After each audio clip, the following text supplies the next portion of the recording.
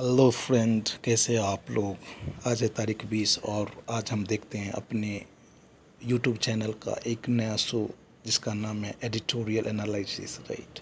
और इस वीडियो में हम देखेंगे 10 इम्पॉर्टेंट वर्ड जो कि आप generally in every competitive exam you will come across that, right. Not only that, we are going to discuss what the as you see the editorial says the crisis ahead from learning loss to resumption.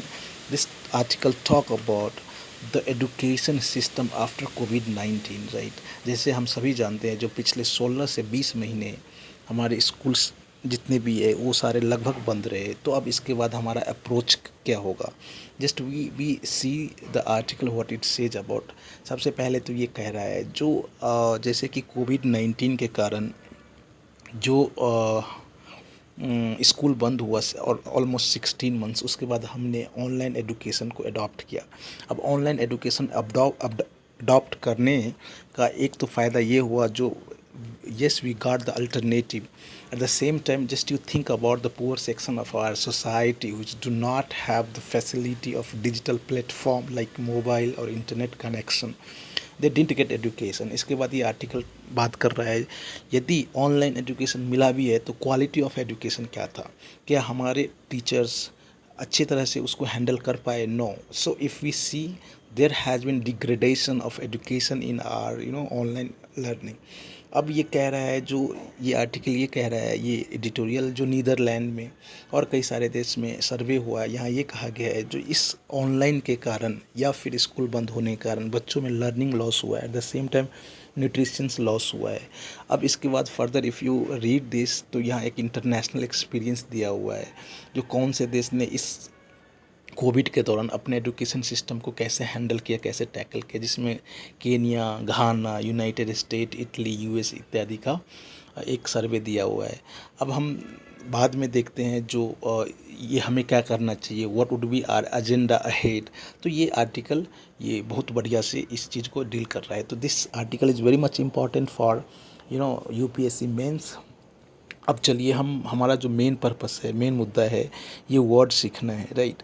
तो I request every one just you go through the the editorial and after this or before this just you go through this video. If you learn the word you will have a very good clarity of very good clarity of understanding of the editorial. तो पहला हमारा word है resumption. Resumption means क्या होता है, जो beginning again after a pause, right। Something was already in process but it was stopped, right। It was stopped but again it has opened, right। Then there we say it that it is beginning after a pause, right। Like just you see the example, the crisis ahead from learning loss to resumption, right। तो ये कह रहा है जो इसका मतलब यही यहाँ इस सेंस में आ रहा है जो फिर से वो बिगनिंग हुआ है। रिवर्ट, रिवर्ट मीन्स होता है just you return to a former state. Something has been reverted means जो पहले था वो वही आ गया, उसको हम क्या कहते हैं, रिवर्ट कहते हैं, right. It's a very simple word but very important, you will come across in so many exam. आप कई सारे एग्जाम में ऐसे वर्ड को देखेंगे। इसके बाद होता है एग्रेवेट। एग्रेवेट मीन्स क्या होता है, just something is bad and you make it worse, that is called aggravate, right. कोई चीज़ को और बद से बदतर बना देना, बदतर बना देना, हिंदी में हम कहेंगे बदतर बना देना, राइट। बदतर बना देना, एग्रेवेट। एग्रेवेट मीन्स बदतर बना देना। एब्जिमल, एब्जिमल, sorry the pronunciation, abysmal. What we say, abysmal. Abysmal means extremely bad or a very low standard, something which is extremely bad, right। That we call it's a abysmal. No, try to understand the pronunciation, right, abysmal. You will see that. Now next word is, right, the remediation. Remediation means something the process in which we make something correct और right. जैसे कि कोई गलत चीज़ को हम सही करते हैं, इसी प्रक्रिया को हम क्या कहते हैं, रिमीडिएशन, रिमीडिएशन, राइट। नेक्स्ट हमारा वर्ड आता है पेडागॉजी।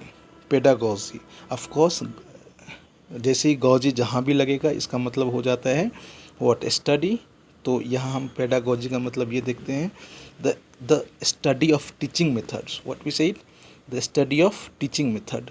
अब जो नेक्स्ट हमारा वर्ड है that is again very important, and the word is rejuvenation. Rejuvenation means what? This is a word. Rejuvenation means you are making something lively or younger. आप कोई चीज़ को फिर से पुनः जीवित करते हैं या फिर से अच्छा बनाते हैं, दैट इज कॉल्ड रिजुविनेशन। फिर से आप किसी चीज़ में जान डाल देते हैं, रिजुविनेट करना। I rejuvenated the dead plant, right. Tandem means generally सबसे पहले तो 2 सीटों वाला क्या होता है, साइकिल होता है, 2 सीटों वाला साइकिल होता है, राइट, टैंडम। लेकिन यहाँ इसका सेंस क्या है, वन बिहाइंड द अदर। जैसे कोई चीज़ एक दूसरे के पीछे हो, कोई प्रोसेस हो, उसे हम टैंडम कहते हैं। क्या कहते हैं? टैंडम। नेक्स्ट वर्ड है आयरनिक। आयरनिक मीन्स स्ट्रेंज, हास्यपद, विचित्र, इसको हम कहते हैं आयरनिक। और लास्ट है synthesis. Synthesis means just it's a very good word, and it means कि the act of combining different idea, belief and style, right? You synthesize something, you make something very good, combination of different items, that is called synthesize. So these 10 words are very important, and we are going to of course see that if you read it, learn it easily, you can understand the editorial, and it will help you in writing English language. At the same time, if you answer any question, it will help you a lot. So friend, I request you, if you find this video useful, just subscribe it and forward it to your well-wisher who wants to learn English. Thank you. We'll meet again in next video. Bye bye.